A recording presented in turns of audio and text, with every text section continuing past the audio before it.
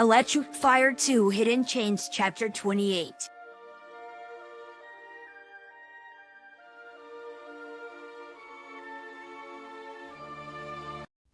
I was surprised to hear Sonic's voice. Was this a dream though? He had been shipped out, right? The weapon was still aimed towards me. My energy was drained. If I used it, it could be the last move I ever make. I heave a sigh. I already almost died once seeing Sonic here in front of the commander, along with a red echidna give me a glimmer of hope. He was able to get here. Maybe I'd be able to at least try and protect myself now. As long as he's okay, then I'm okay. I gave a smirk watching Sonic's eyes go from emerald green to electric blue. He was getting ready to use his powers. It seemed he knew how to control them better now. The commander didn't lose focus on Sonic or the echidna, still aiming his weapon toward me. This was my chance.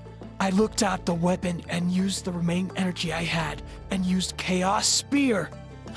The spears hit the weapon, knocking it out of his hand, but it also caused him to shoot. The bullet missed me though. I fell onto the ground of the room. I no longer had the energy to keep myself up and leaning against the back wall. The bullet had hit the back wall, piercing a hole into it, and I could hear glass shattering behind me. I couldn't lift my head. I only watched Sonic and the commander's reaction, along with the echidna.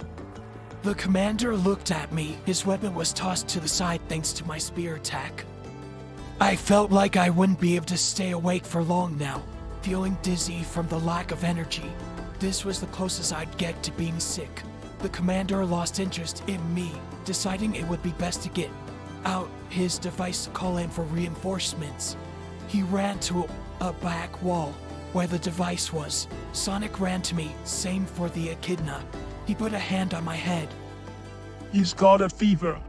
He spoke to Sonic. I said nothing, but then a pink hedgehog ran over to Sonic and handed him something.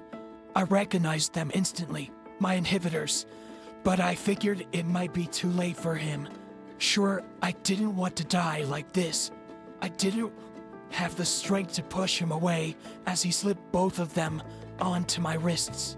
Reinforcements floated into the room. The others stayed in front of me. Emmy summoned a pickle hammer from one of her rings. It took form in both hands. Knuckles and Emmy decided to attack the crowd. Bullets were flying everywhere. Both didn't get struck. I stayed back with Shadow, covering him since he was weakened and wasn't feeling well. I had no idea what I was doing, but I just knew that I didn't want to lose Shadow again. I already almost lost him once. I didn't want it to happen for real. He was my best hedgehog friend after all. I wasn't going to let Gum win, though he seemed to have given up earlier. Or maybe it was the energy lost from having those rings taken away. They weren't like the portal ones I had. These were bigger. I could sense his energy was draining from where I stood. The commander aimed a gun at Shadow. Take one step and I'll shoot. The commander yelled. Oh, it's a typical line in action films. Shadow, come on. Give me something better than that for an action scene. Along the better line, I know that's what happened. But trust me, we need to get the readers into this, man. You figure it out. Oh, fine. I'll figure it out. I said as rolled my eyes to Shadow before typing again. The commander watched as the amazing and handsome blue hedgehog gnome Sonic, along with his newfound team of awesome heroes, prepared for battle as the incoming troops floating into the scene, with one goal in mind, and that was to destroy the almighty ultimate life form, Shadow the Hedgehog. Things looked bleak for the older hedgehog due to his energy being drained. But you are fooling anybody. Might as well put in the pop quiz pod shall my. I'll make you eat those words. Sonic retorted before a fight broke out between the two. It didn't last very long though. Both are now laughing on the floor of the attic at Tom and Maddie's house.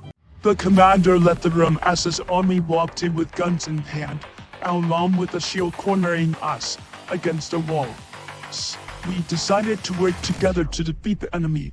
I punched my way through. Amy was able to make a path to Shadow using her hammer, and Sonic used his lightning power to blast through, making his own path. It was like a pinball machine to him. Gun soldiers fell like dominoes collapsing to the ground. Most fell unconscious, but others got up and ran out. Shadow, though, was still weak from the energy loss.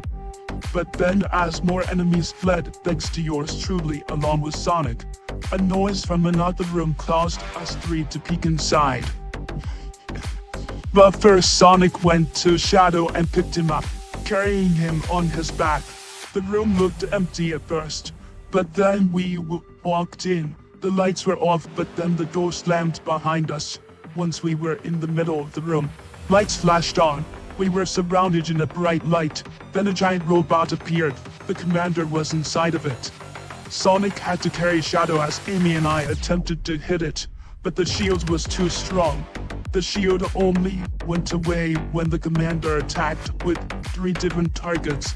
It wasn't easy for the commander to keep one in sight since Amy and I attacked from different sides. Sonic was at least able to distract the mech. He couldn't attack much with Shadow on his back. Not that he needed to at the moment. His newfound friends seemed to have found habit for the most part. The mech was soon down after multiple attacks once the shields were lowered. But as it went down, it took aim at Shadow.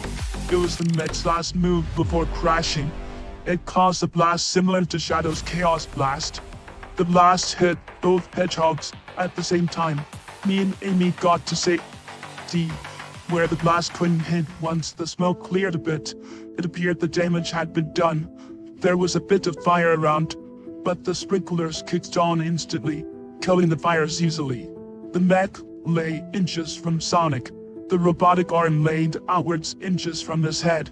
The mech's chest was near Sonic's legs. Luckily for the hedgehog, he didn't crash by it. It nearly missed him when it fell. Shadow lay a couple feet in front of the blue hedgehog. Both were heavily beaten up. Amy ran over to Sonic.